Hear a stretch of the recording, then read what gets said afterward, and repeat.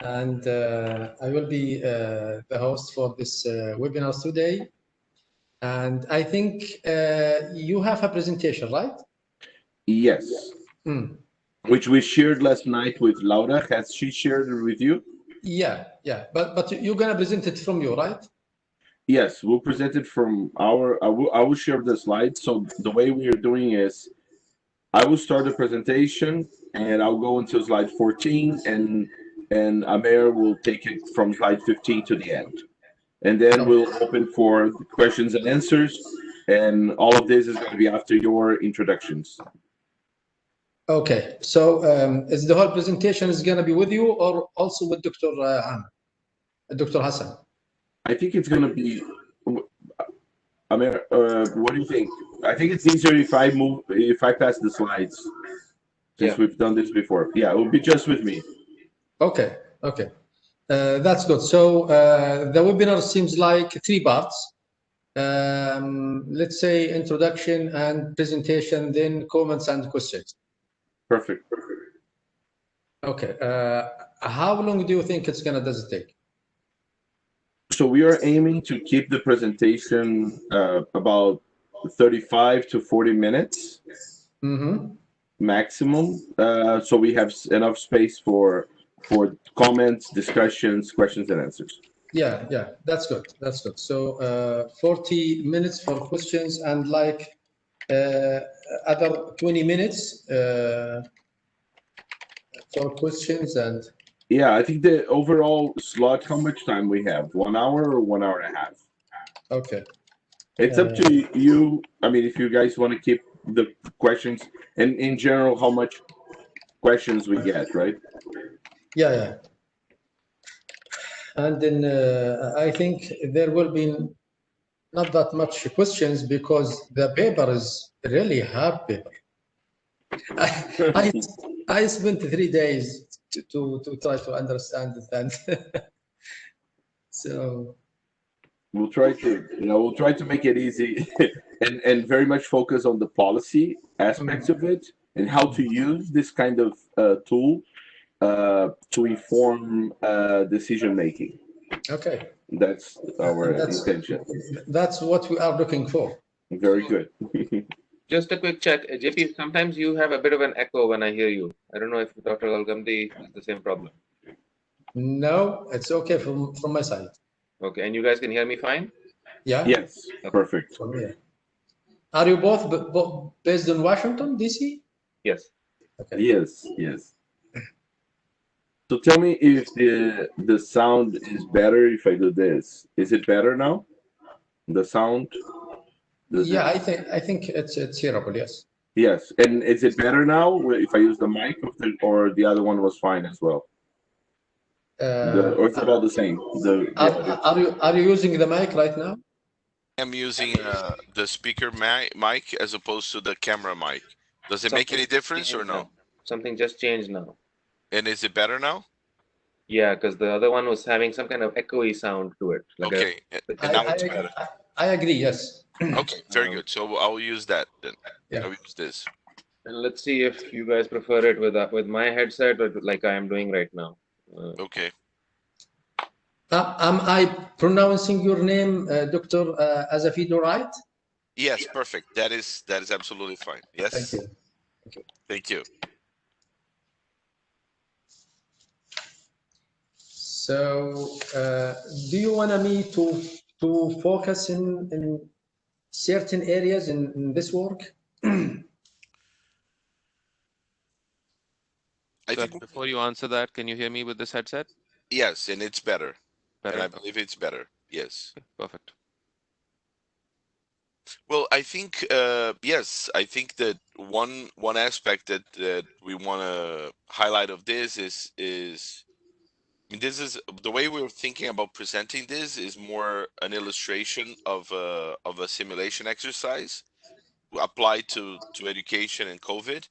And one aspect for us that I think it's really important is that there's a lot of conversation about what to do with COVID, right? But this conversation is happening within the education space among educators. but we know that at the end of the day, we will need budget, we will need money, and this money will come from the Ministry of Finance. This Yeah. money will come from society, right? Society basically has to make choices between, you know, supporting different groups, right?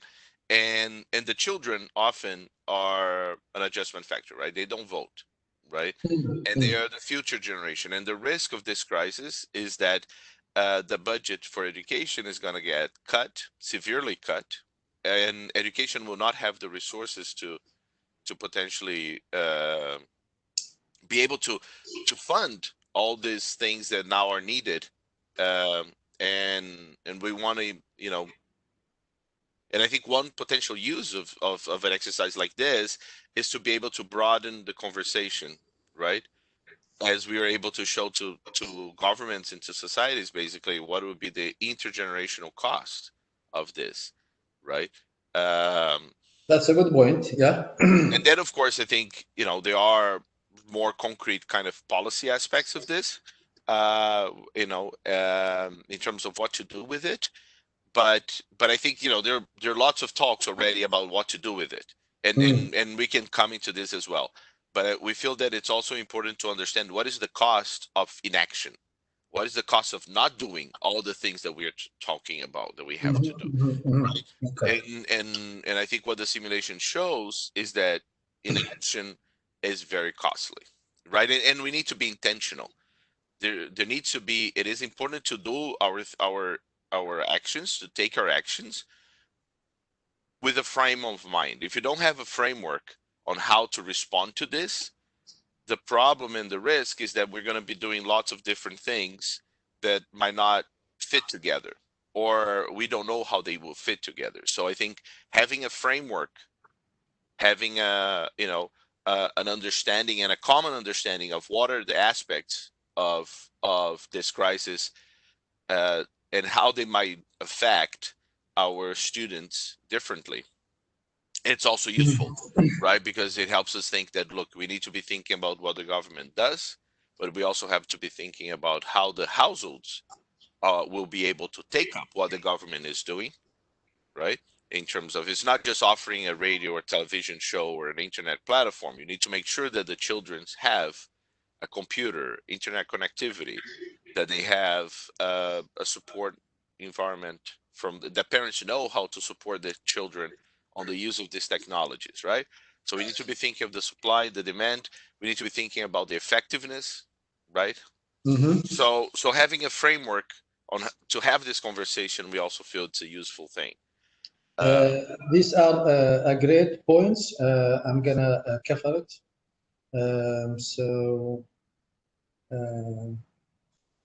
If Dr. Hassan has any other points. So, I mean, I think for us, the important thing was to try and understand the scale of the challenge that the governments might be facing once schools reopen, right?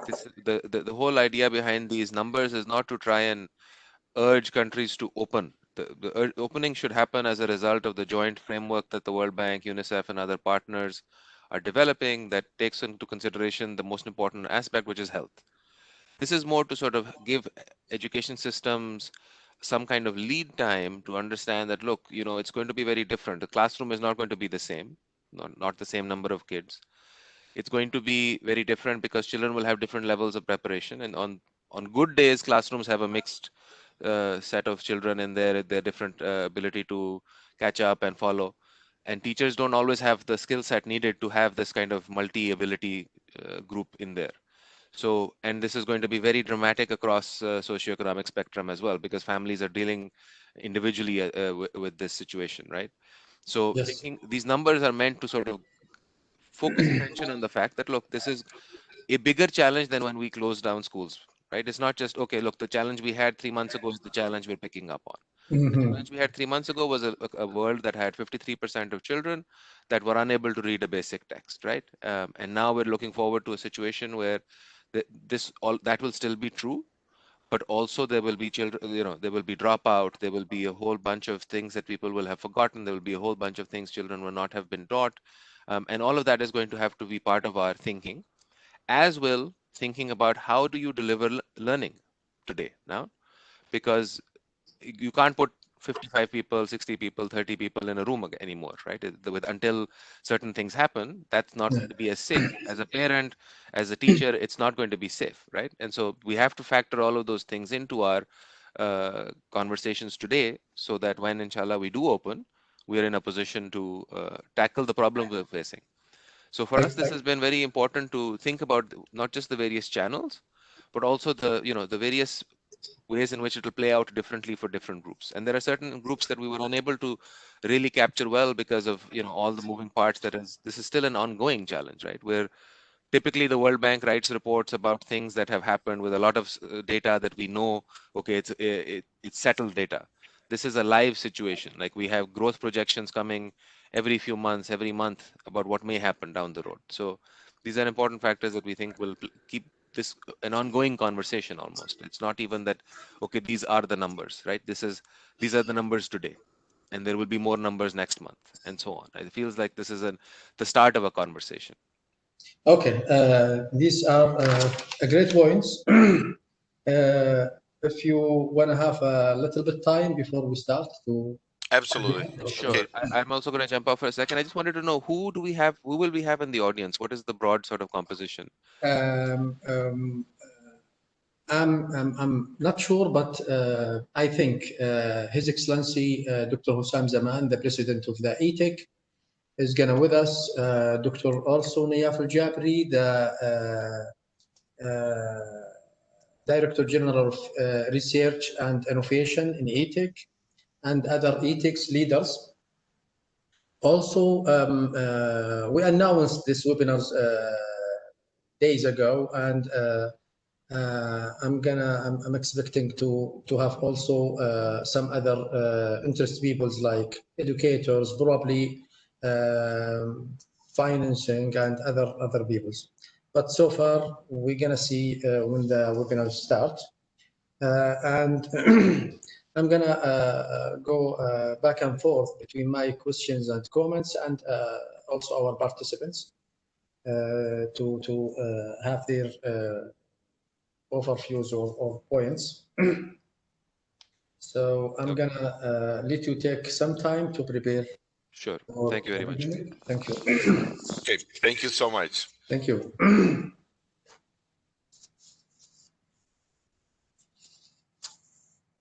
We stay on this link, right? We don't change and dial into the other link. Yeah, that's right. Okay. Okay. Once it's started, it's gonna be open for participants, and we're gonna start after like 10 minutes from now.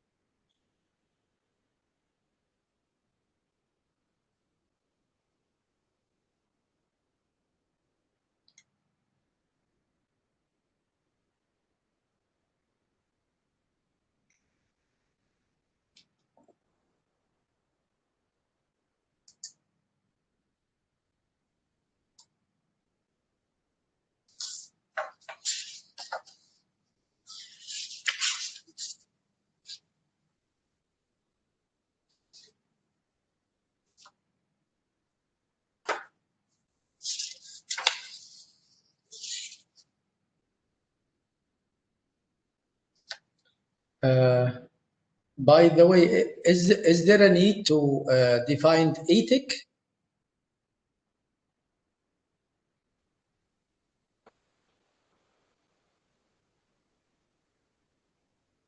Can you hear me now?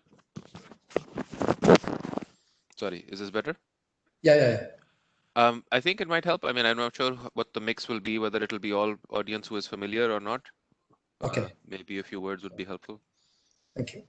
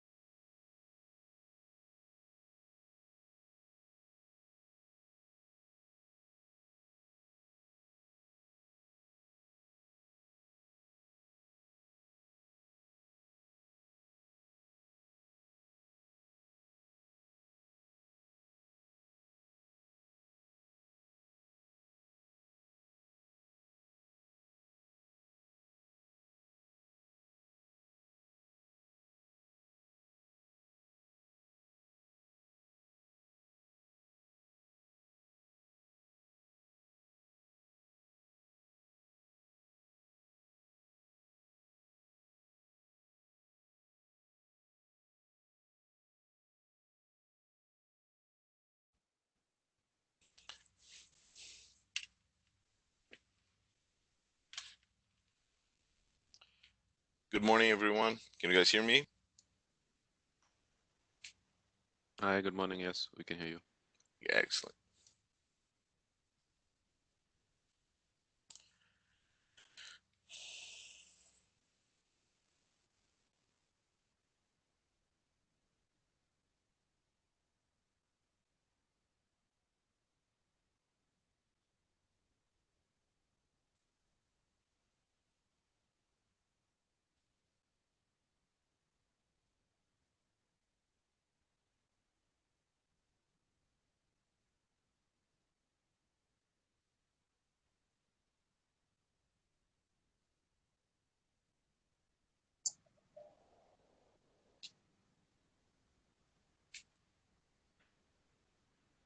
Start.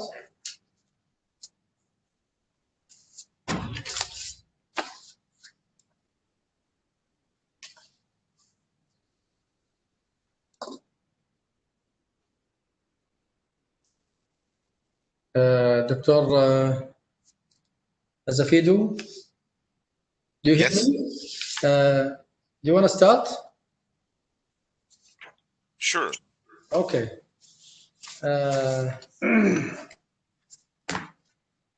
It's my pleasure today to welcome Dr. Azafidu and Dr. Hassan. We are glad at ETEC, which is stand for let's say Education and Training Evaluation Commission, to have you both in this webinar. Actually, this webinar is coming among a series of webinars that ETEC has conducted since COVID-19 outbreak. So our webinar today is titled Simulating the Potential Impacts of COVID-19 School Closure in Schooling and Learning Outcomes. And we are glad here too to be the first to be have this presentation after the release of this work. That's right? Yes, that's absolutely correct. You guys are the first ones. Thank you to give us this opportunity to have this great work. I think we have a presentation, Dr. Zafidu, right? Yes, we do. And as soon as I believe I need to be given the presentation role so I can share my screen. Okay. As of now, my share screen button is gray, so I need to be able to. Okay. So let's say we're gonna divide this webinar for 3 parts. We're gonna talk a little bit in an overview about this work. Then we're gonna take the presentation, then come back to some questions and comments from you. So let's say, what does this work about, Dr. Adafiz? Sure. So I think the idea of this, and we can jump into the slides as soon as you guys are able to give me the presentation, allow me to share content. But sorry, are you wanna me to present the presentation from my side? no, I can present it from my side, but I need to Okay. be able to share the content. I cannot share content in the WebEx. So if we're not able to technically do that, it might be good for you to present from your side. Okay, let me prepare myself for that.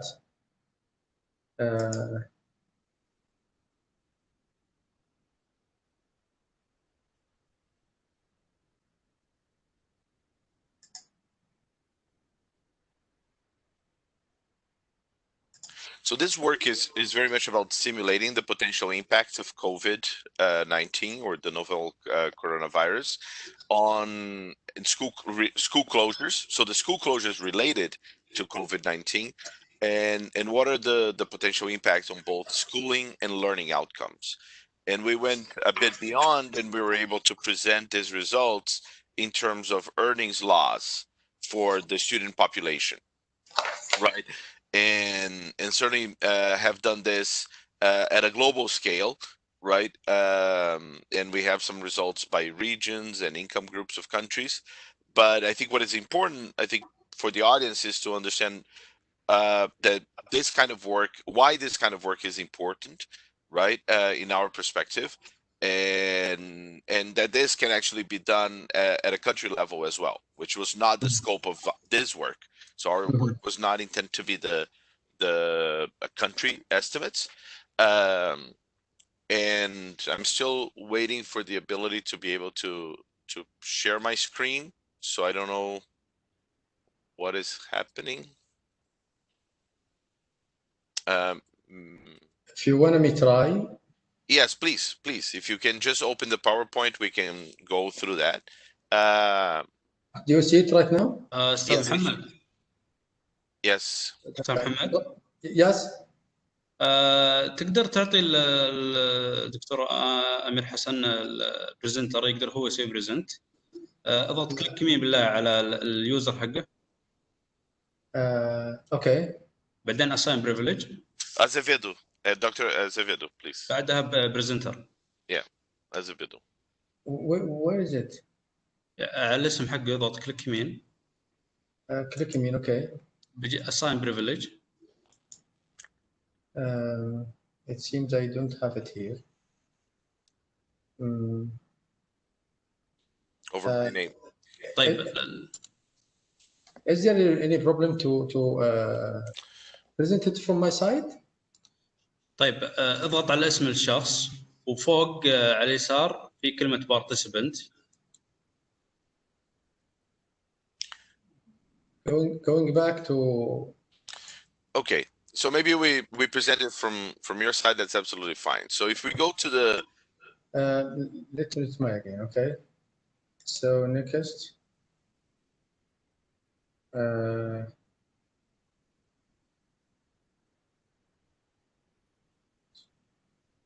Let's take it from my side. Okay. Okay. So if we go to the next slide, please. So this is joint work with Dr. Hassan and 3 other colleagues at the World Bank, and the full paper is already available online. It's being launched last Thursday, and as was mentioned, this is our first presentation.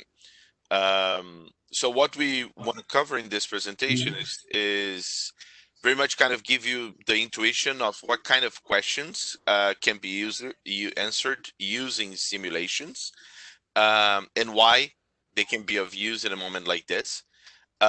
We want to briefly describe you the analytical framework and the empirical methodology behind the simulations and kind of what assumptions were required.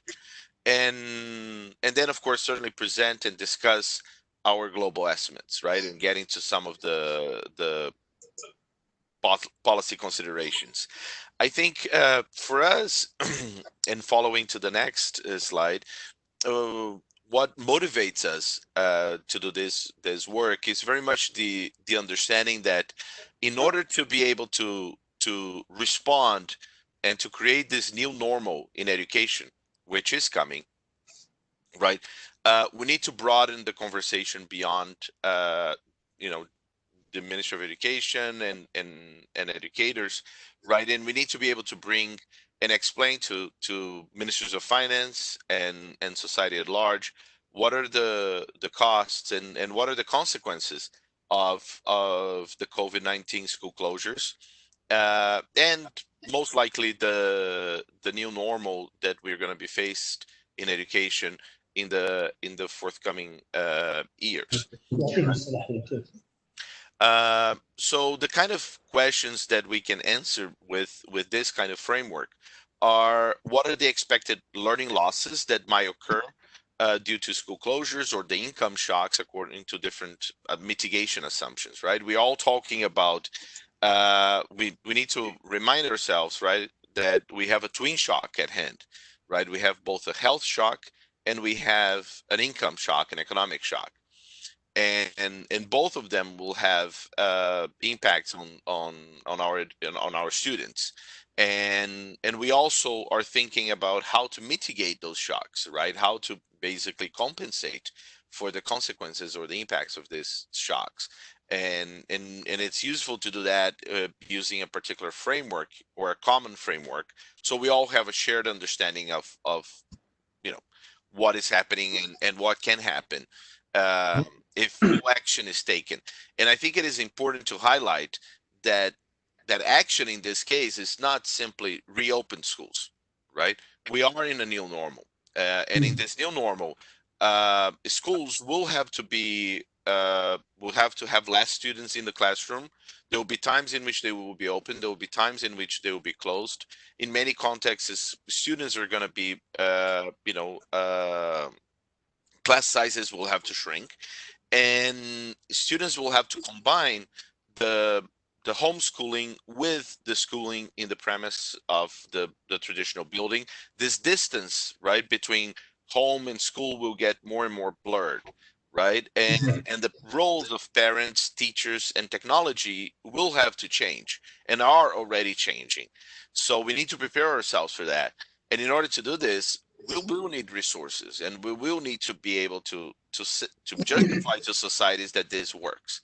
And for that, this kind of simulations, I think, can be a initial first step to be able to put in context and present a framework under which this actions can be at least assessed ex ante as a way to justify resources, justify priorities, justify effort.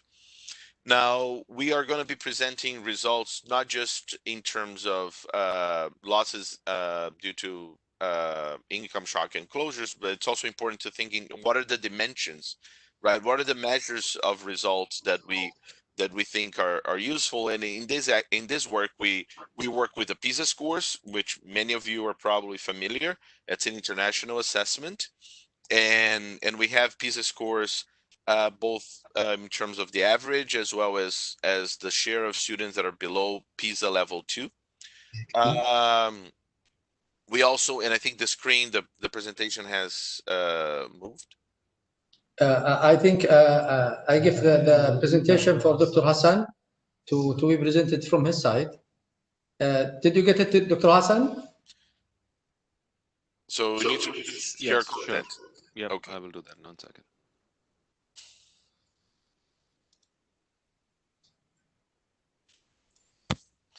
Yeah, Very good. that's good. Thank you. So, Dr. Zafido, probably in the next slide, yeah? 1 second. You should be able to see the full screen now, right? Yes, perfect. Yes. So I was mentioning the PISA scores. We we are also able, and now there's echo. I don't know why, but anyway. And one thing that we are also doing is allowing the simulations to accommodate for different assumptions on the effectiveness of the mitigation strategies that governments are putting in place. So basically, you can work under different, scenarios in which basically the ability of the government to compensate for the losses, the learning losses that might occur during school closures, right? Due to either the use of alternative education uh, approaches, as well as the expected effectiveness of that.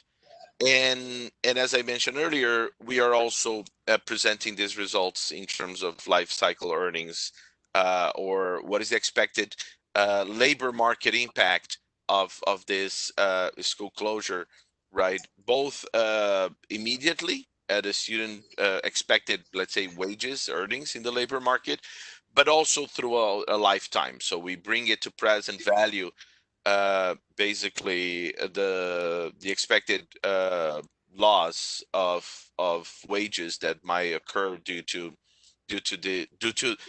just the school closures themselves, right? And what comes with the school closures, and we'll come more into this, right? Mhm. So I think what is important to keep in mind is that this is a simulation. This is not the impact of COVID, right? And as such, this is a forward-looking exercise. This exercise, this paper, shows what can happen, right? If no action is taken, right? And if the actions that are taken are not fully efficient or fully effective, right? So we do not consider as part of this exercise the government response or fully to remediate the negative impacts of this shock, right? And this is critical because that is precisely the reason why we do the simulations. We do the simulations because we don't want the scenarios described in the simulations to take place, and we believe that they don't need to take place. We believe that governments can take actions, and that can be effective in mitigating and counterweighting this crisis. Now, it is also important to keep in mind that this is not an exercise to justify or to guide how schools or when schools should be reopened, right? The reopening of schools is a health uh, issue and needs to be managed on the basis of the joint framework that the World Bank, UNICEF, UNESCO, the World Food Program, and other agencies have brought together, which basically gives a joint framework on how, when, and under which circumstances it is safe to reopen schools, right? Nevertheless, we understand that basically when schools reopen, it is unlikely that they will be reopened as they were in the past, right? This crisis is an opportunity for us to build the system better, right? In some cases rebuilt, in some cases built an educational system that is better, that is more resilient to shocks and crises such as this, that is going to be more effective and efficient in tackling inequalities in learning and in access, and that will be able to basically adapt to the student needs, right? One thing that we are seeing is that teaching at the right level is a critical aspect going forward in the school systems, and we need to be able to build systems that are able to be more adaptable to the student needs. So on the next slide, we show as a background of this work is another effort that we've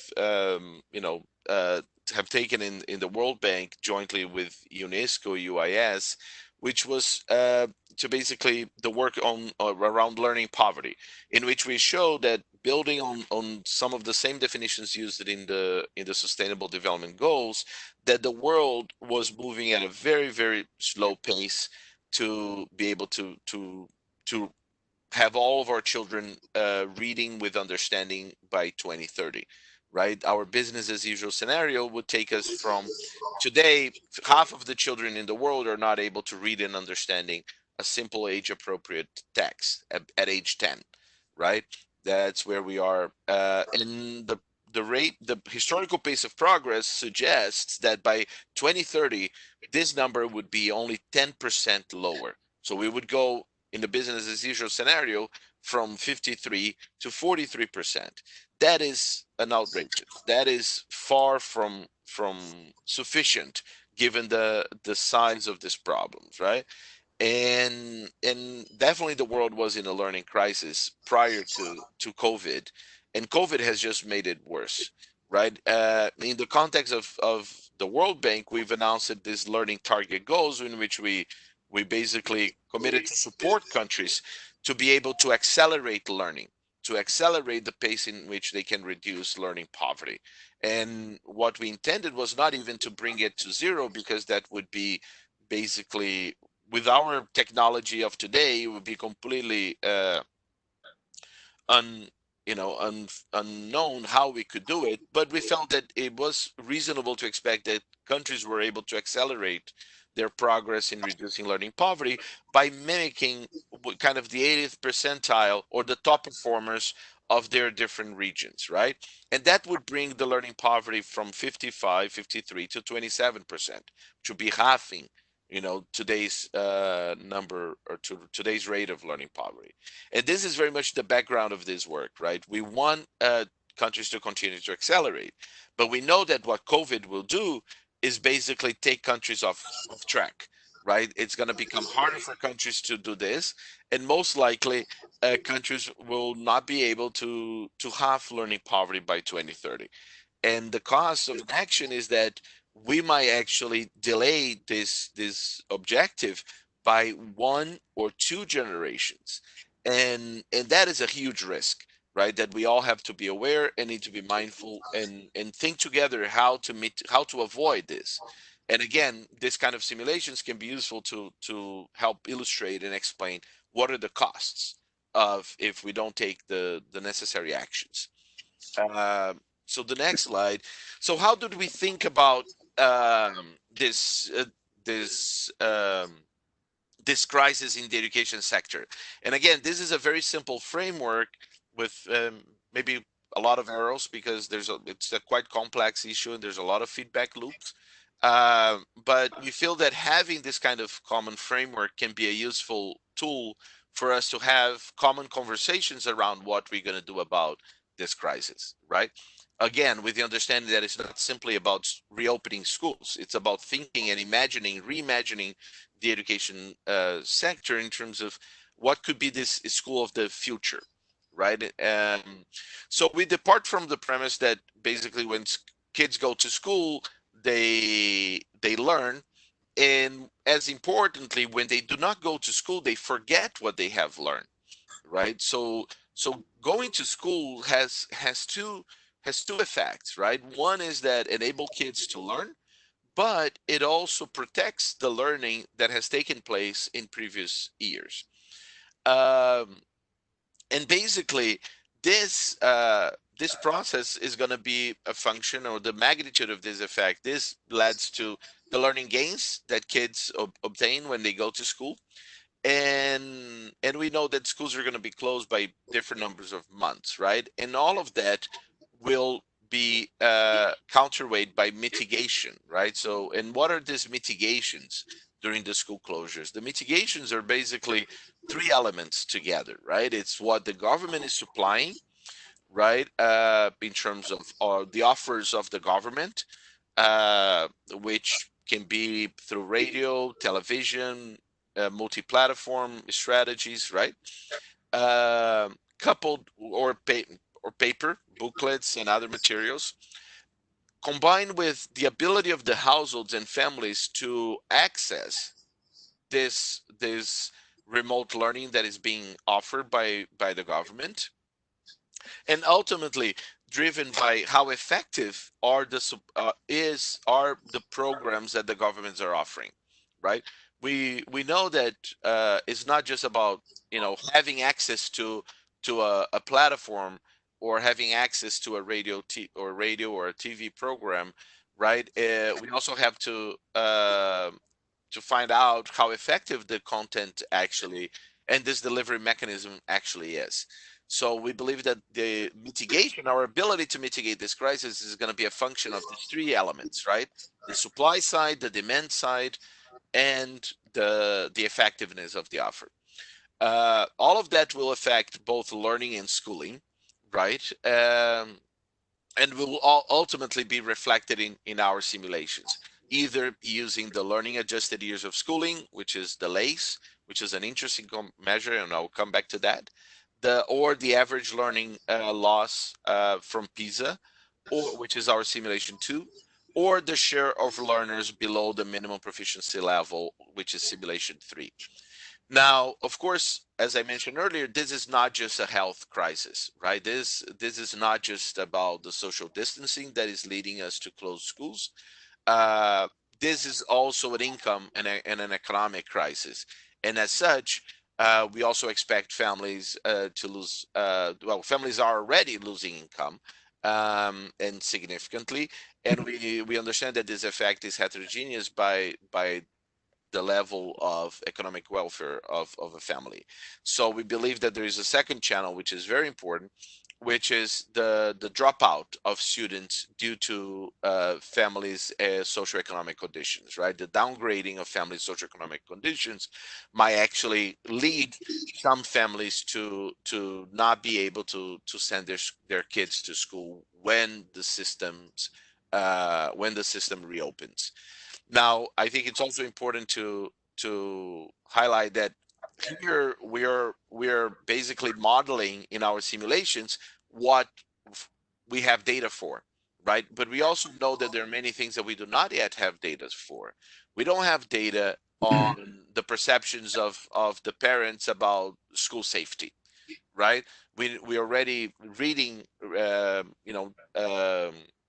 what is happening in certain European countries, or in which basically schools reopen, but the parents don't feel that it's safe to send their kids to school, so they don't send the kids to school, right? That's not an income shock channel, right? That is the perception of safety of the educational system, right? That's a school safety system issue, which we cannot model this because we just don't have the data to do this, right?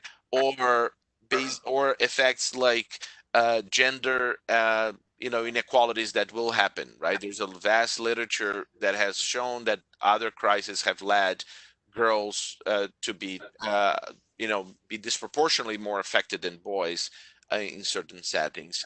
And again, this is not something that we can model in this exercise, and certainly not at a global scale. But those are channels that we believe are very important as well, and that need to be taken into consideration as we go forward. So in that sense, all we are showing you to some extent is a lower bound estimate. It's a conservative estimate, right? Because we're not taking into consideration these other channels that are likely to make the situation even worse. So if we continue, please. So if we go and we go to the next one, so just kind of drilling a little bit deeper on the mitigation, right? I think it is important to have that in mind, because this is the space where there's a lot of debate and a lot of very interesting ideas, right? And we feel that it's really important.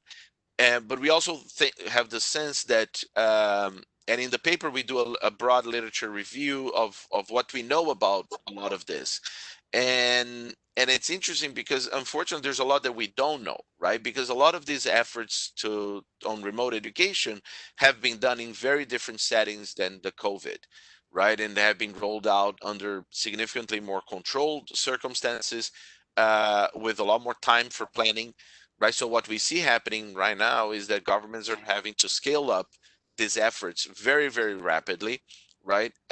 With not necessarily all the elements in place. So now, before more than probably ever, we need to learn how these things are working, right? We need to be very deliberate and very intentional in actually documenting, because one of the elements that will come back at the end is that this crisis is not going to be over very quickly, and it's likely to lead us to a new uh, understanding of schooling, right? Which we'll have to have to as schools reopen, right? The reopening is not going to be a back to normal or back to the old normal. We're going to have a new normal, and in this new normal, technology will be a much more salient element of the educational system. And technology here understood in a broad sense, not just internet, radio, TV, you know, multi-platforms, multimodal platforms, right? They are going to be needed, and educational systems need to learn how to work with them effectively, and need to be able to assess how the households, which is the access part or the demand side, are able to cope and manage with these technologies. Now, in our simulation, right, as you might be able to see, if any of these elements doesn't work, is not in place, right, our expectation is that the entire mitigation is going to be zero, right? So if governments don't offer something, well, sure, there's not going to be any mitigation. But if governments offer the most wonderful thing, which is G equals to 1, and E, which is the effectiveness of distance education, is the best in the world, which is E, but households cannot access that, so A is 0, the entire effect of this is going to be 0. So this is a case in which, you know, the overall success of this is going to be driven by the weakest link. And we have to think together about all these 3 links, right? What the government is offering, what the households are able to access, and how effective it is. And the weakest link is going to drive this.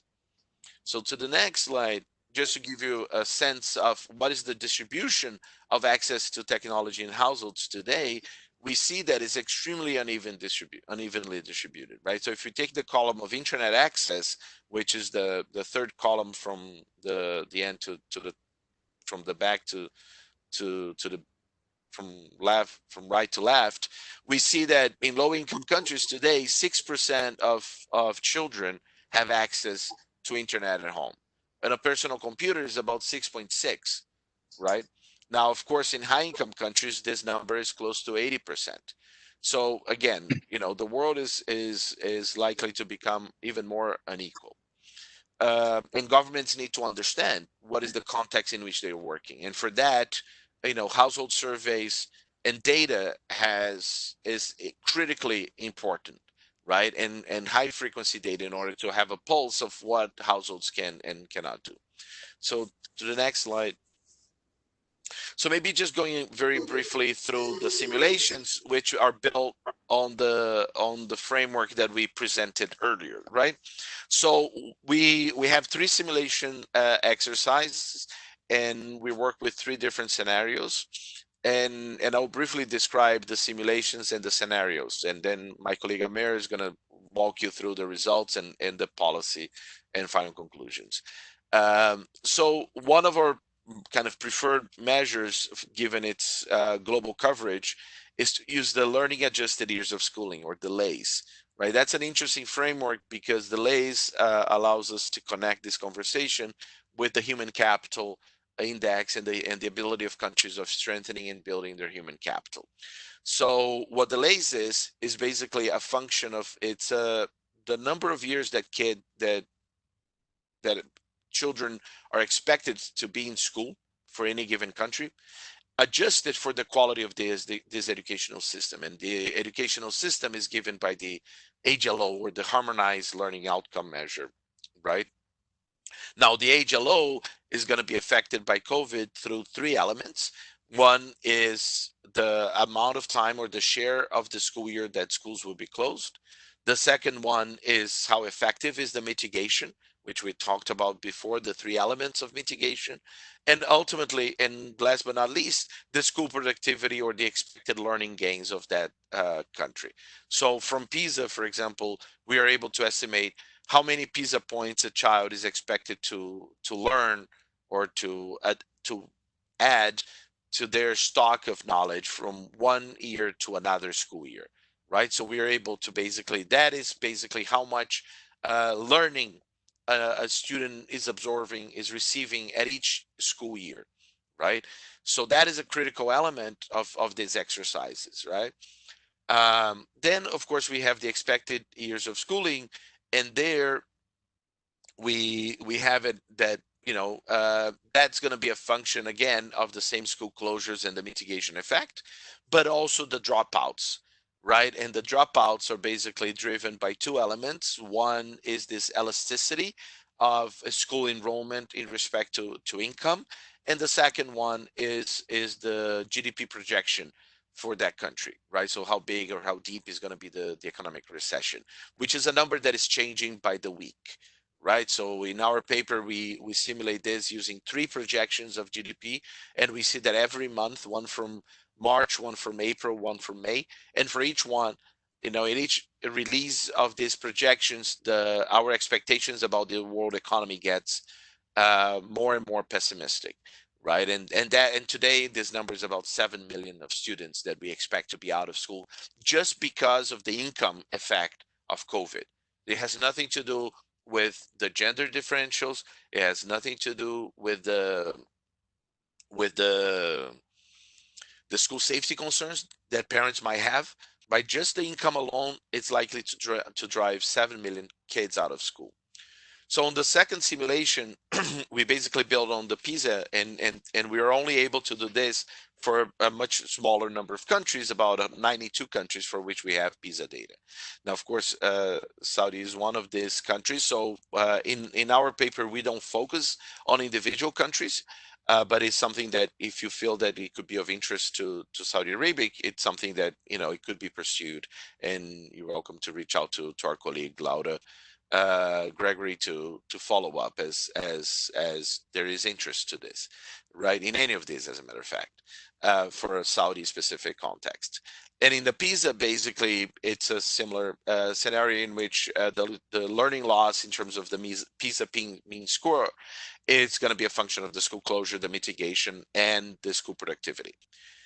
Now, the difference there is that we're able to do this by wealth quintiles. So we can simulate if the rich and the poor are going to have the same effect of this crisis. So this is a slightly more distributionally sensitive measure within country, since we know that not all kids have the same access to technology, right? Then we can go to the third and last simulation, which we feel it's also very, very important, in which we basically use the PISA data to actually focus not just on the average PISA score, but the share of students that are below PISA level 2. Now, why PISA level 2? Because PISA level 2 is the minimum proficiency level of PISA. And this is what is used by OECD. This is what is used by the SDGs and UNESCO to measure minimum proficiency, and it tells us how functional is that child, right? And how much learning, how has that child been able to acquire to be able to read with understanding at their age. So this is a critical element because this can have a direct impact in our educational system, right? And it goes back to the point of teaching at the right level, right? We know that when educational systems reopen, some of the kids will lose what they have learned, and they would not be learning what would be expected of them during this regular school year, right? And that can lead to further complications in the classroom, right? Because not all kids are going to be at the same level. So as we discussed earlier, right, when reimagining the educational system, we need to be thinking of how to create a system that is more adaptable to the student needs. And one way we can measure where the students are is using this concept of minimum proficiency level. And the interesting thing about, you know, a good psychometrically grounded assessment is that the levels of these assessments have a normative interpretation, right? We know what are the competences and the domains of ability that are mastered by a student that is at below level 2, below level 1, below level 1C, B, and A, right, in PISA. And we need to be able to tailor our responses to those needs, right? We cannot go back with a one size fits all, right? We need to be able to adapt to the student needs, and assessments such as PISA and your own NLA, National Learning Assessment, right? They are extremely powerful tools because they will enable us to assess what are the specific needs that different groups of students will have. Because we do believe that not all students are going to have the same needs, and we need to be able to differentiate. And this exercise speaks to that. So before I hand over to my colleague, Dr. Hassan, I would like to make a couple of other points, right? One is how we translate all these results into earnings. Well, we do a present value calculation, using international data from the from ILO on earnings, and we're assuming an 8% returns to education, right? Which is a long run returns to education. We can basically translate these losses in lays into earnings losses.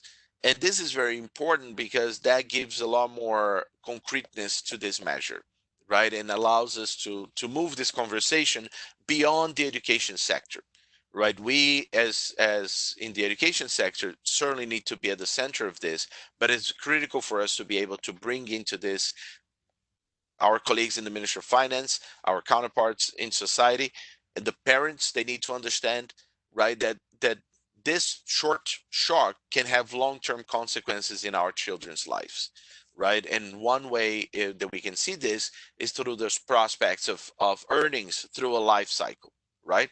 So basically, in 35 years of earnings, by how much can we expect the average income of our students today to fall because of this crisis, right?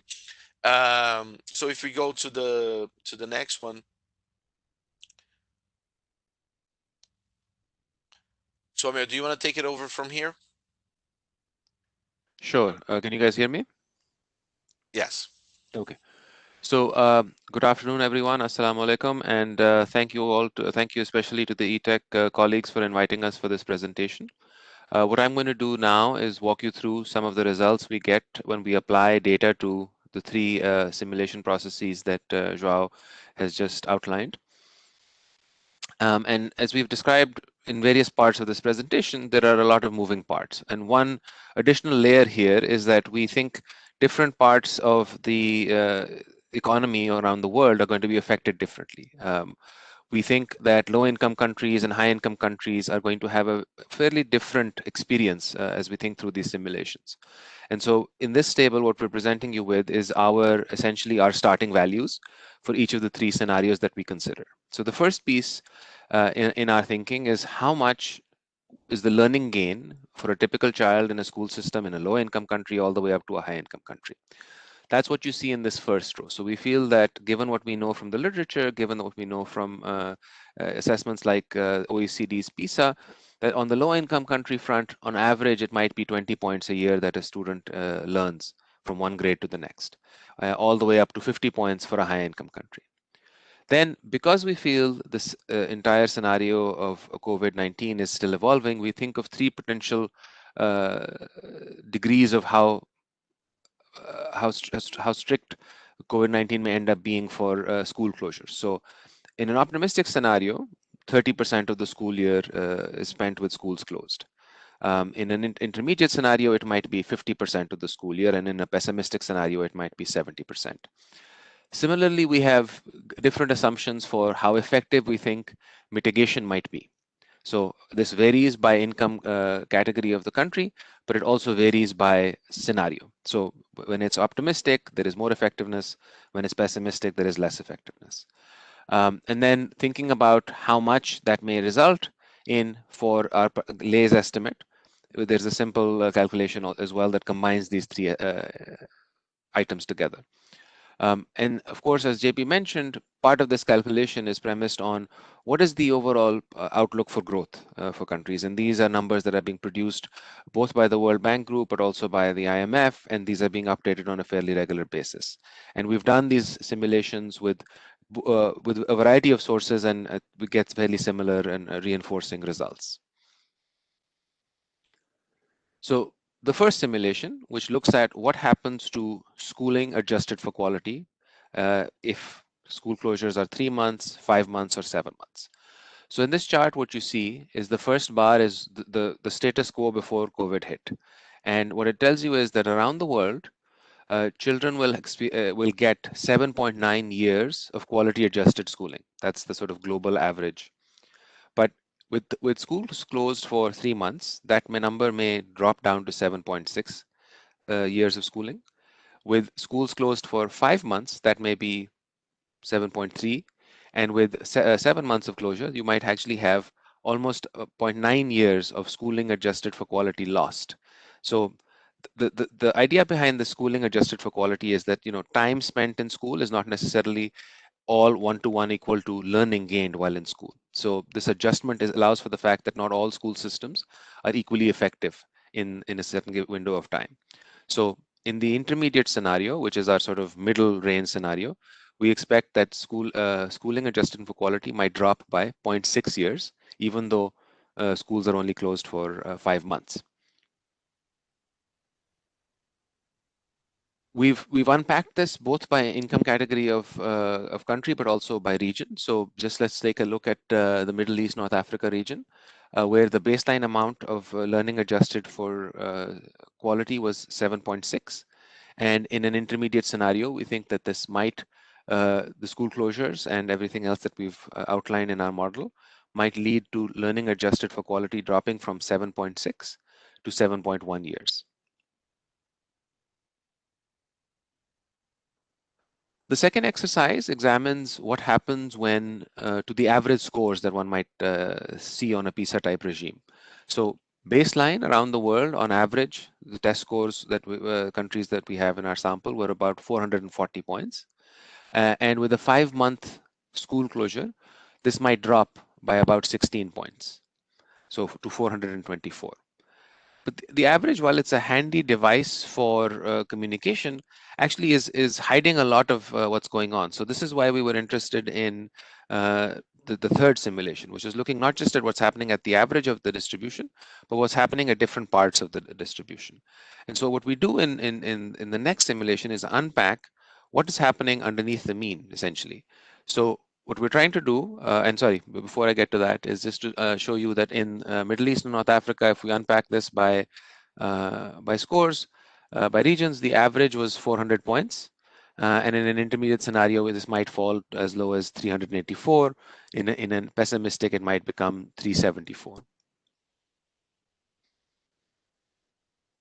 Sorry, so now turning to the third simulation, which looks at what is happening to the share of children below what is considered a minimum threshold of proficiency.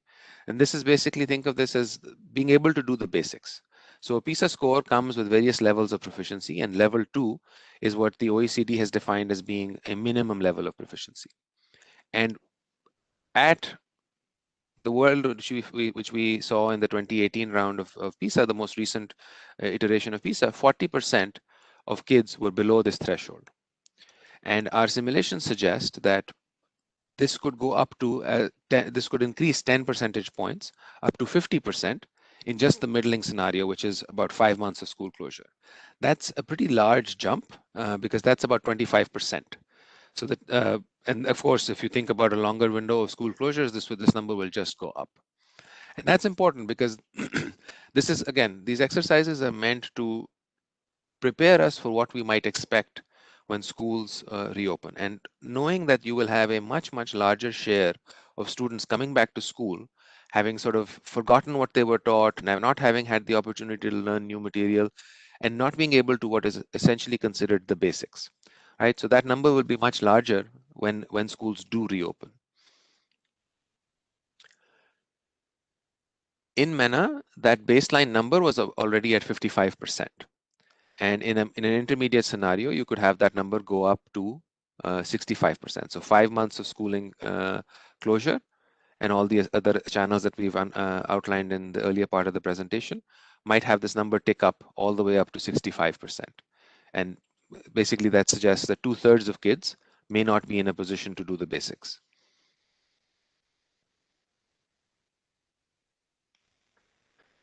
I think, as JP mentioned, there are going to be a variety of different audiences for this message. And one way of thinking about the learning lost or the amount of schooling lost is going to be in terms of individual incomes, in terms of dollars, in terms of what might the economy experience as a result of all of this. And we think, given what we're seeing in the data, that expected earnings will fall.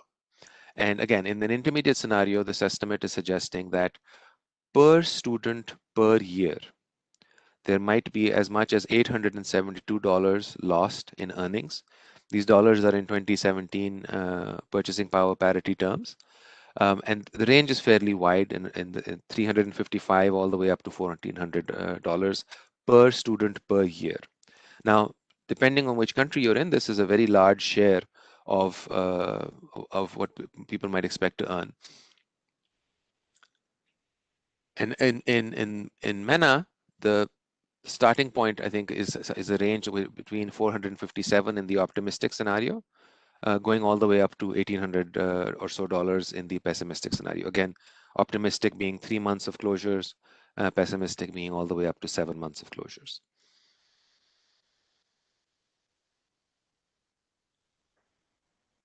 But individual earnings may or may not be enough to sort of think about what the system-wide action needs to be. So what we did was we looked at this dollar amount as a life cycle amount of earnings at present value.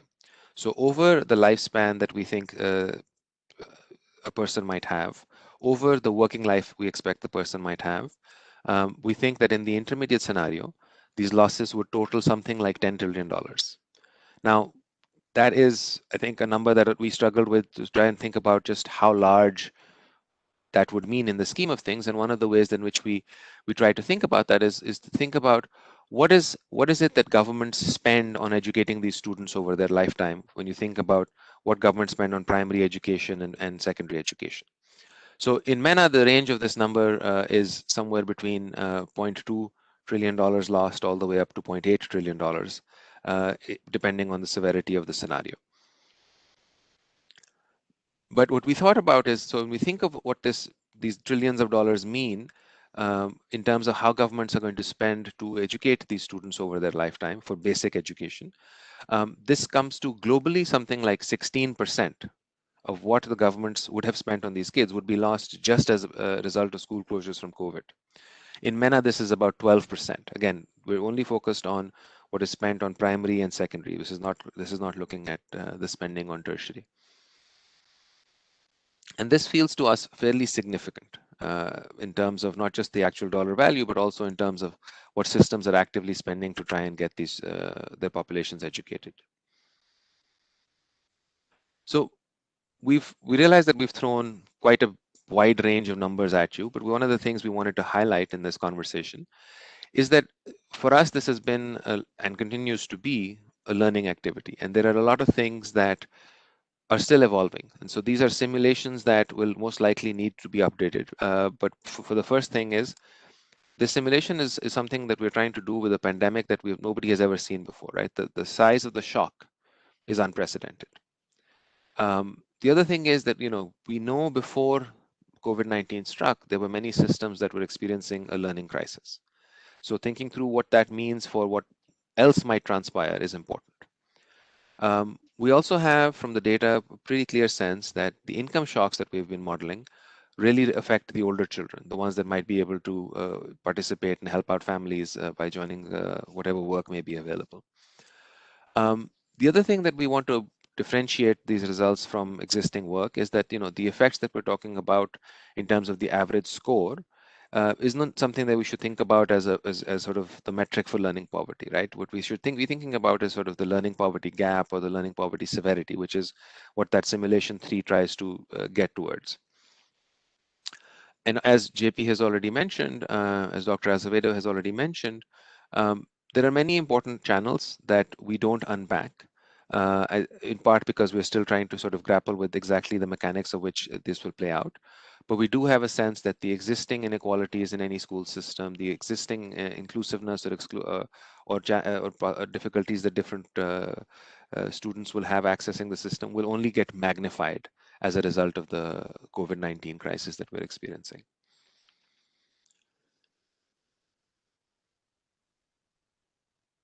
As we've been trying to sort of present what could transpire, we've also tried to sort of think through what do these numbers mean for when schools might, inshallah, reopen. And I think one thing we want to reiterate, as we did at the start of the presentation, these numbers aren't meant to think about when to reopen.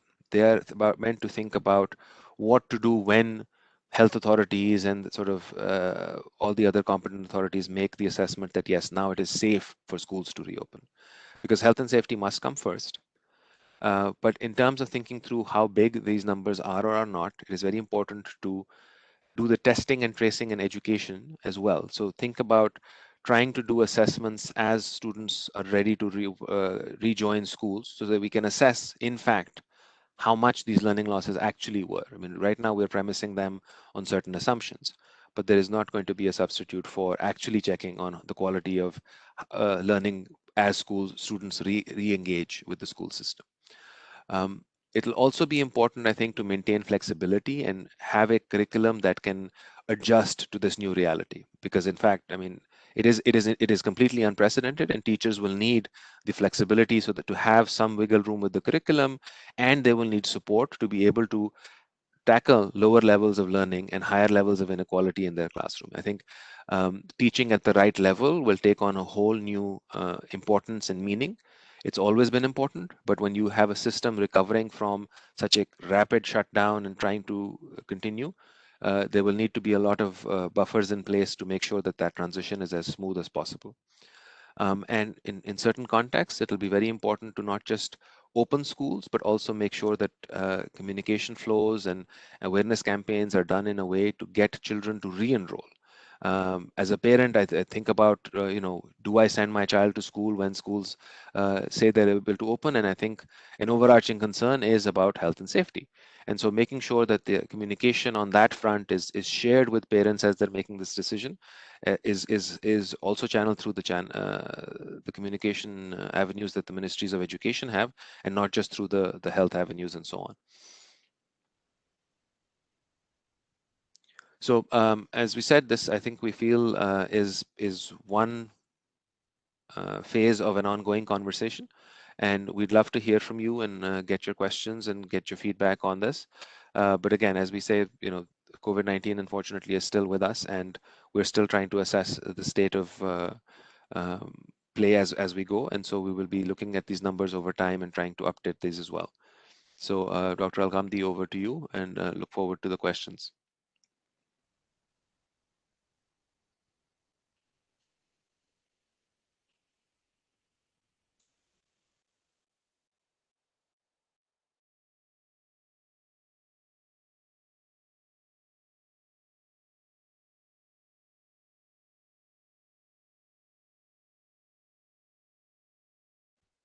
Doctor, Sorry, I believe don't know you're if- muted.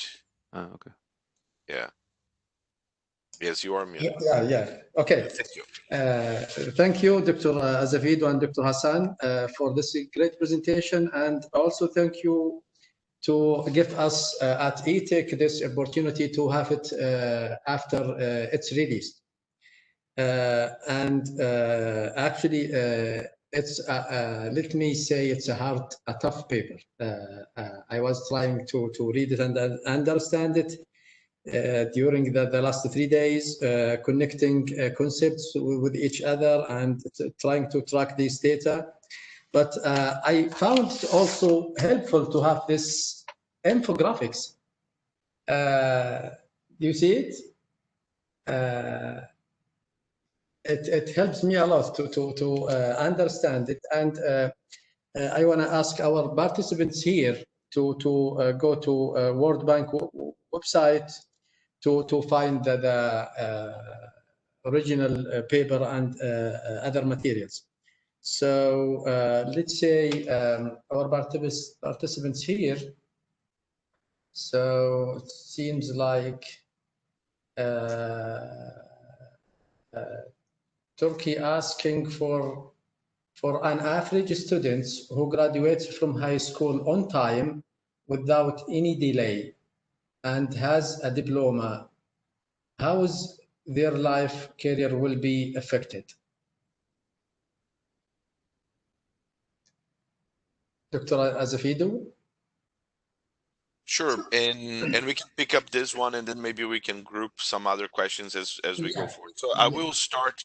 I think in our exercise, basically, those students, and I think one important aspect to highlight is that because we're focusing on a global model, right? We focus very much on the 4 to 17-year-old range. So a high school diploma student would be included in our model, right? In our simulation framework, we left out tertiary educated students, right? Mhm. Some of so that's important because our costs have not factored in the costs for university graduates, which are likely to be also very significant, right? But we're focusing today on basic education, and the question was about basic education, right? A kid that just got graduated from a high school diploma, and basically we feel that those are a particularly important cohort because there's not going to the system as it is exists today will not have time with them, right? Going forward, right? A student that is in let's say first grade, right? The system will have 14 years, 12, 13 years to accelerate the learning and to catch up and to do the teaching at the right level.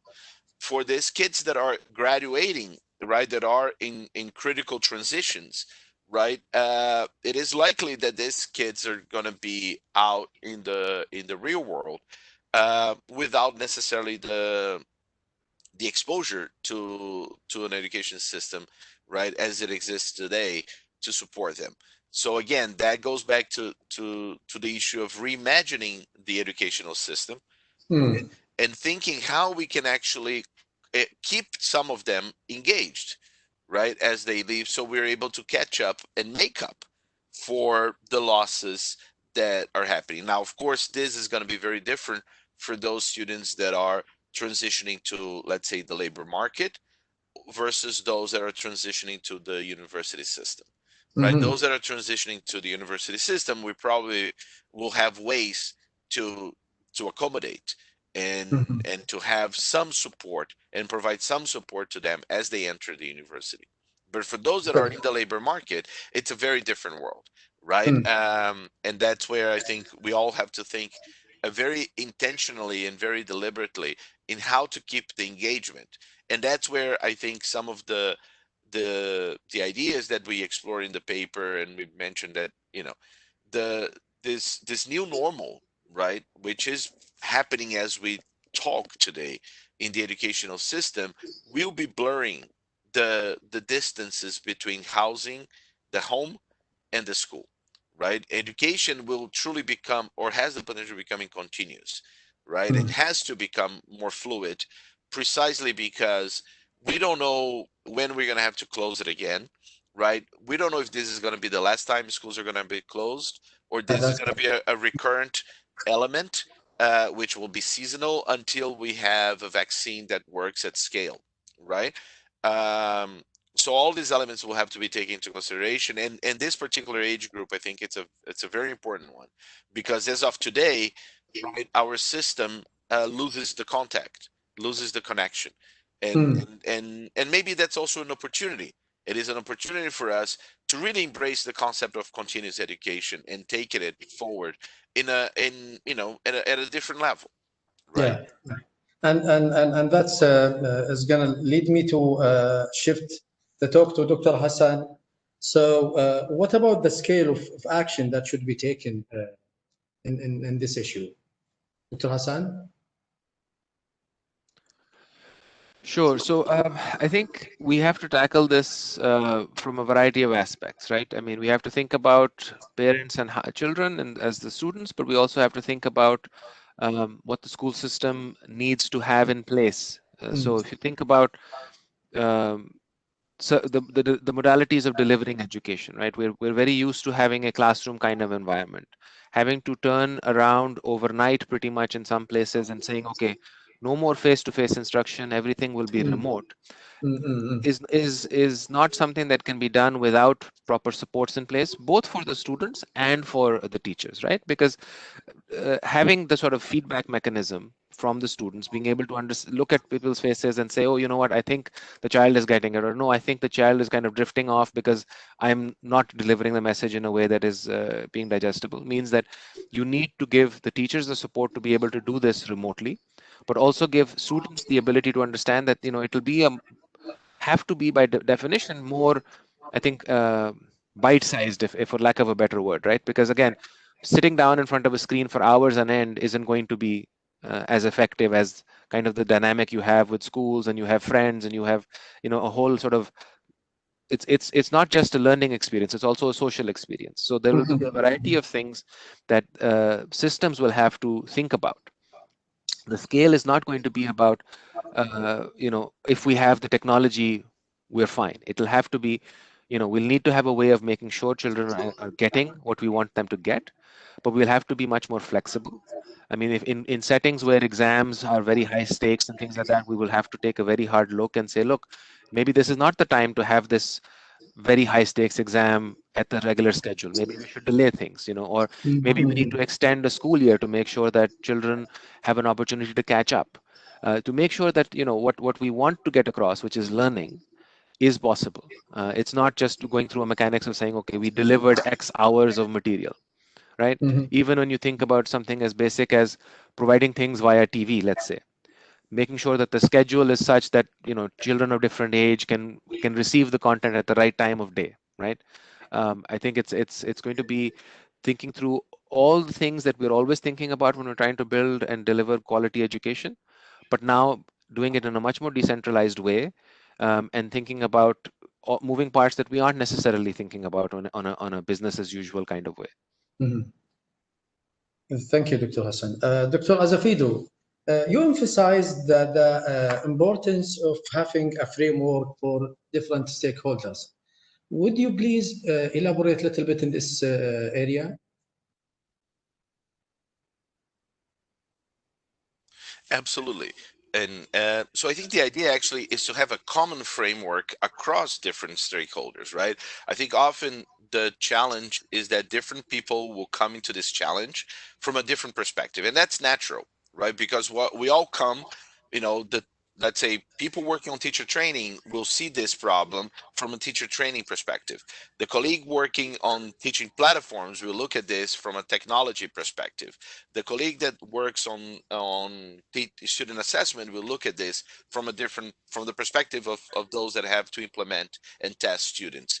The Minister of Finance might not be looking at this at all, right? Because they think that this is a problem for the education sector and has nothing to do with the Minister of Finance, right? And the parents might also think, well, what this has to do with me, right?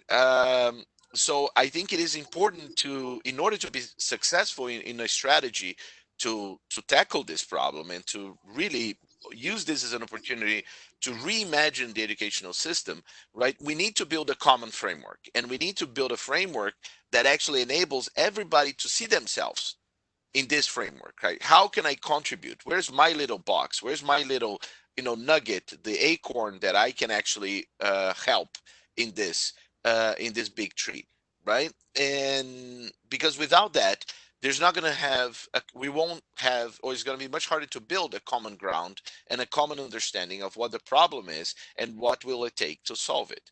um, and action must be taken, right? We own this to our children. They are the ones who are going to have to pay for the debt that is being generated as we speak, right? And it's a right debt, and it's an important time to actually, this is the time to spend money to help, right? That's what, you know, governments exist. but we need to be thinking about the future generation, and this future generation has already been born. It's not like in climate change that the future generation has not yet even been born. This is a generation of today, of basically of 20 years from now, then 30 years from now, they are going to be running our countries, right? They will be the the baseline, right? The bulk of our workforce. So we need to be thinking of them even to be able to have our economies working effectively. And the framework that we present in our paper is a suggestion of one, right? We don't feel that this is the last one or the only one, but we do feel that it's important to have one, right? And it's important for countries also to imagine what would be a framework that would make sense for them, right? A framework that would reflect issues related to, our schools, our kids learning when they go to school, right? How much are they learning when they go to school? How much are kids forgetting when they don't go to school? How is our mitigation strategy during school closures, right? What are we offering as government? What is the ability of our families to actually absorb what we are offering, and how effective what we are offering is? Moreover, when schools reopen, we can continue to elaborate the same framework. We can expand and extend the framework to actually include an element of schools reopening, right? Our schools reopening strategies, are we reopening in the right time? Do we have enough flexibility in the reopening, right? With the understanding that most likely, this is going to become seasonal. Do we have a plan for the reopening of the schools? What about income? What about the safety concerns? What about the gender? So having all these elements together in a visual, in a common framework, I think can be extremely useful to level the conversation and enable us to bring together all the different actors that will need to work together for us to tackle this, problem effectively. Over to you. Thank you, and we are glad here at ETIC actually for several steps that has been taken to put this framework at place, and for sure we're gonna continue discussing this issue with both of you. Let's say our participants here. So the opening date of schools different from a country to another. Are the three scenarios considering that fact? Dr. Azafidu, go ahead. So he's Sure. talking about the Yes. different reopening schools in different countries. Absolutely. So, given the objective of the exercise as a global estimation, we basically just work with averages, right? Averages of school closures, right? Okay. Now, for the purpose of our global estimates, right, that we presented, and we reflect those in the scenarios, right? But in our approach, in the framework, in the methodology that was used, there's absolutely nothing that precludes one to actually use country-specific values for school closures.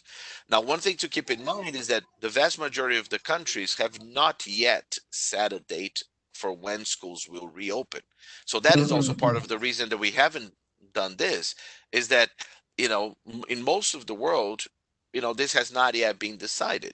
And for those in those countries in which this has been decided, right, it is in many countries is September, right? It's in the future. So we don't know if that's going to be the actual date that schools will reopen come September, August, right? So there's still a lot of uncertainty about that, right? And we don't know yet if what exactly reopening means, right? Because in many countries, they're already discussing that the reopening will be only until the beginning of the winter, right? And then they might move to a different setup, right? Or that the reopening is going to be on a rotating schedule basis, right? It will reopen for some students. So the cohort of students are going to be divided by 5, and each day of the week, a different group of students will go to school to have face-to-face experience, and in the remaining days the students will remain using remote learning, right? So there are lots of different, and we don't know exactly how we would combine that and bring that into our simulations, right? Given that the focus so far for us has been very much on the school closures. We haven't yet simulated the schools reopening, right? But I think that's a great question and a very important one. Thank you. Let's say Abdullah here says, what reliable modalities are there to measure learning and competency outcomes with distance learning? How much do they cost? I think this wasn't a part of your presentation, right? But if you're gonna have a comment on it, or yeah, so this wasn't reading the scope. I don't know if Hassan, Amer, if you want to come in. No, so I mean, I think what we're trying to do right now in partnership with a couple of different agencies is try and field a few, I think, in-time surveys to try and assess what might students be knowing, what might be going on in the home environments to affect this. But a lot of the techniques that one would use to assess student learning in face-to-face learning, I think also apply for remote learning. The challenge becomes, how does one access the student or the respondent to do that assessment? As to cost, I think that's pretty standard that it varies across the setting that you're thinking about. So we wouldn't be able to give you very precise numbers on that, but I think in terms of measuring learning and competency outcomes with distance learning, that some of the same principles apply as for face-to-face learning. Mm-hmm. I know this is a simulation. So what's next for this work, Dr. Azevedo?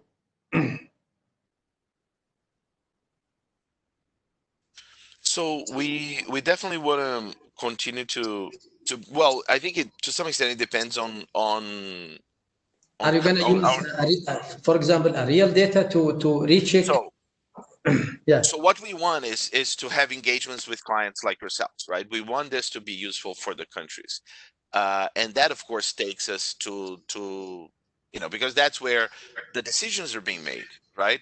So some of our country teams are working, the World Bank country teams with counterparts are working in creating basically versions of the simulations that are country specific, that take into consideration the country context and reflect that in order to engage in a conversation at the country level, right? I think this work going forward can take different directions, right? One of them touches on what Amer just mentioned, which is as better data comes in, right, we'll be able to replace some of the assumptions that we have in the framework by more informed data, right, on what governments are doing, on what is the reality on the ground in terms of households, or even about the effectiveness of these strategies, right? So we know that, for instance, the number that we have on access to technology in the households, it's to some extent overly optimistic, right? Because in many houses, when they have a computer, they only have one computer, and the house might have 5 children, right? And then they have the parents, and all of them will need the computer to work or to go to school, right? So there's a lot of things that we don't yet fully grasp, and I think together with other development partners and with clients and governments like yourselves, right, there's a lot that we can all learn, right? And we have to learn, and we have to learn rapidly in order to prepare ourselves to build this more resilient system. So what we want is to work on the implementation of this framework at a country level, at one level. A second one is to replace some of the assumptions by better data. And a third front is to continue to expand this framework, right? To try to potentially, if useful to clients like yourselves, to think about, okay, how do we factor in schools reopening, right? So right now we've stopped at school closures, but there's a big conversation starting now on schools reopening. How do we bring that into the simulations? So those are, I think, 3 areas, 3 directions that we can go, and at the end, it will depend very much on where do we feel that we can have the greatest impact. That's good. Yeah. One of our participants here also asked, in your study, you calculate optimistic, intermediate, and pessimistic projection based on 3, 5, and 7 months away from school. Can you explain why these intervals were chosen? Dr. Hassan?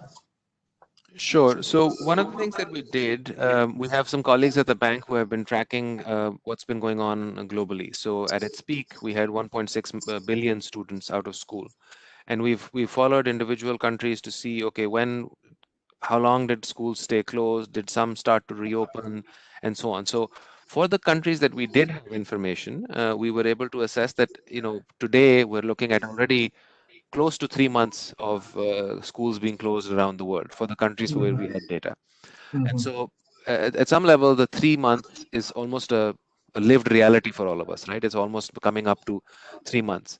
5 and 7, again, it was a forward-looking thing based on where we are in one hemisphere and with respect to the school year, and where we might be in other parts of the world going forward. And so there's a possibility that in the fall schools may or may not open, depending on where you are, depending on the state of how things are playing out. So they were in the truest spirit of it, based as best as they could be on actual data, but then projecting forward to what seemed to be objectively sort of reasonable scenarios, in both for the optimistic as well as the pessimistic. And the thing that changes isn't just the school closures, right? It's also the assumptions around mitigation effectiveness, and also the assumptions around how long, what kinds of shocks may play out, and so on. So it's multiple aspects to go into that framing. Thank you. Dr. Azafido, I know you have a psychometrician background, and you mentioned in using PISA data normative interpretation level. Would you please elaborate, explain a little bit what do you mean by this normative interpretation level in PISA data? Sure, and just to clarify, I'm an econometrician by training, not psychometrician. But I have psychometrician friends, and I learn a lot from them. And Diego is one of them who has been working with you guys in AgTech, and in my previous life in Brazil as well. I worked very close with very good psychometricians. So what I mean by that is that what I find it very interesting and extremely powerful, and as an economist, right, not as a psychometrician, as an economist and somebody who works in development and in the education space, extremely powerful in the learning measures, right, which are very different from other types of measures, such as monetary poverty, right?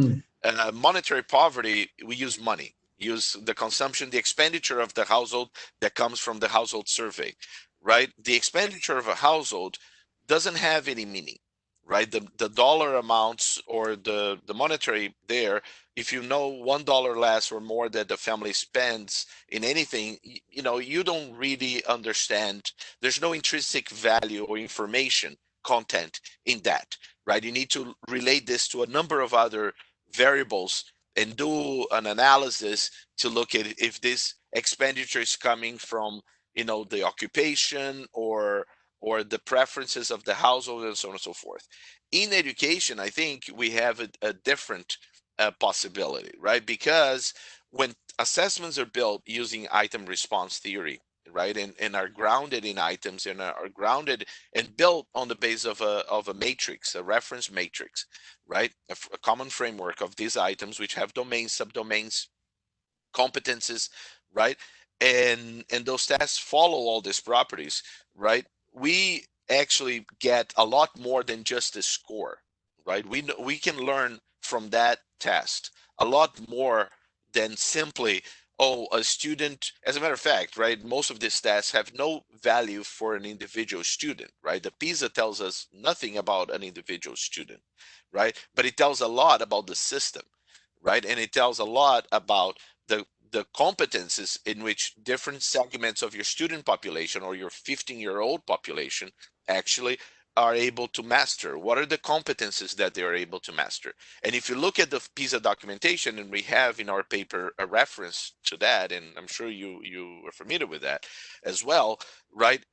Each one of the PISA levels, right, have a description of competences. That's right.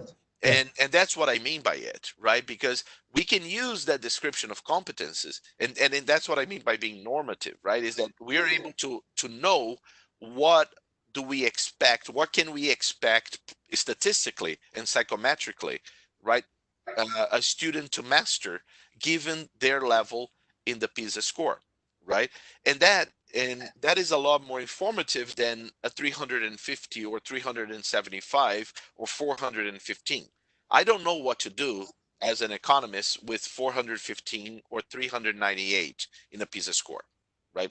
Maybe you guys know what to do with 398 number, right? Yeah. But a PISA level 2, I know what to do with that, because as a PISA level 2, it tells me what are the competences that I expect this kid to master, right? And on the base of that, I can actually think about, well, what is the program that I need to deliver to enhance and complement the competences and build on the competences that student already has.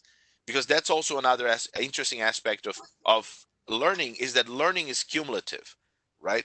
You know, you cannot run before you walk, right? Yeah, I cannot start teaching topology or analysis, right, without knowing basic algebra, right? So there is a sequence and there is an ideal, you know, and certainly, you know, there is flexibility around that sequence, right? But I think that one opportunity that we have with this crisis is to be more mindful that we need to teach at the right level.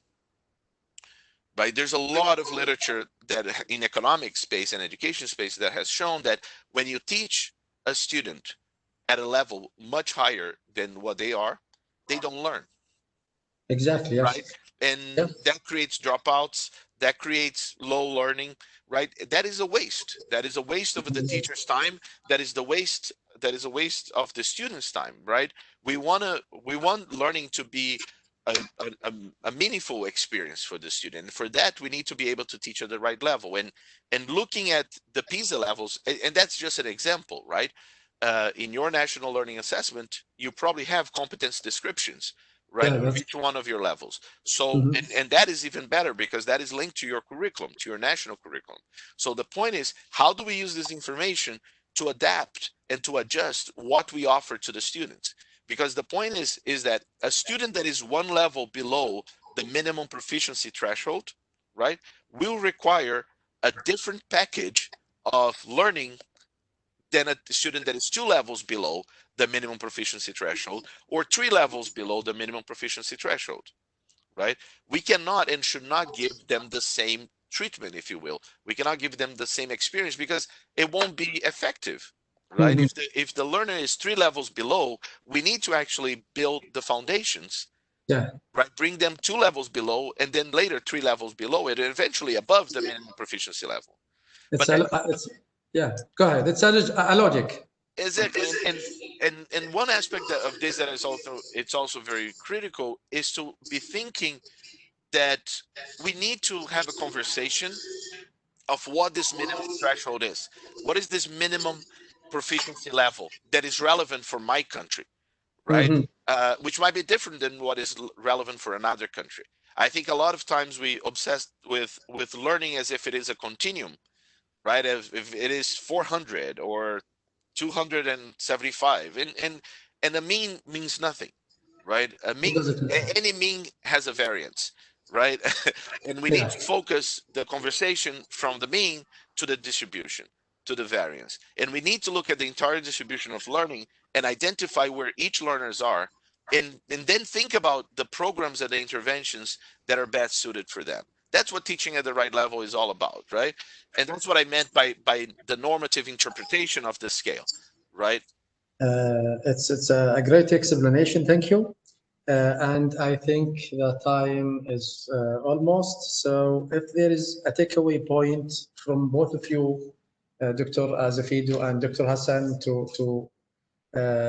for our participants here and for my colleagues also at ETech. Dr. Hassan, some takeaway points, recommendations? No, so just to say thank you to you and your colleagues at eTech for having us and for letting us share with you this work that we hope will be an ongoing conversation around the challenges that we have to address. There are a couple of questions that we've seen, and I think that might feed into the takeaway, is that the policy responses that we might want to think about. We have colleagues at the bank who are looking at this as well. And they divide this up into sort of three big blocks, which is about coping, which now, while the shock is ongoing, then the transition to how we might think about school openings up of schools, and then the rebuilding, so that we have a system that is more resilient, more equal, and more inclusive. And I think that continuum, if we sort of try and unpack the challenges ahead of us in sort of stages, we might have a better chance of coming up with logical solutions for the situations in which we all find ourselves in. And I think we need to bring to this not just our intellect, but also our humanity, because there is going to be a very real aspect of sort of, we as people, we as parents, we as policymakers, we as analysts. I think all of that needs to come together when we think about the solutions for the coming months and the coming years ahead, inshallah. Thank you. Thank you. Dr. Azafidu, you want to add something? Yes, I would like to, well, certainly extend my thank you to you all for the opportunity to share some of this work. I think one fascinating thing that we feel that is happening because of COVID is that I think we're sharing a lot more. It's bringing a lot of us closer together to some extent, as we have this common challenge to tackle, and we definitely need to work together to be successful in this. It has been a great privilege for us to be able to share some of our experience with you today, and as we said, we hope this to be a conversation, right? We have Laura Gregory, who is a great colleague and is our focal point for many of you, and you have your other World Bank colleagues with whom you work. So please reach out to Dr. Hassan, myself. We put our Twitter handles there. We want very much to continue to have this conversation and to learn from you. And thank you.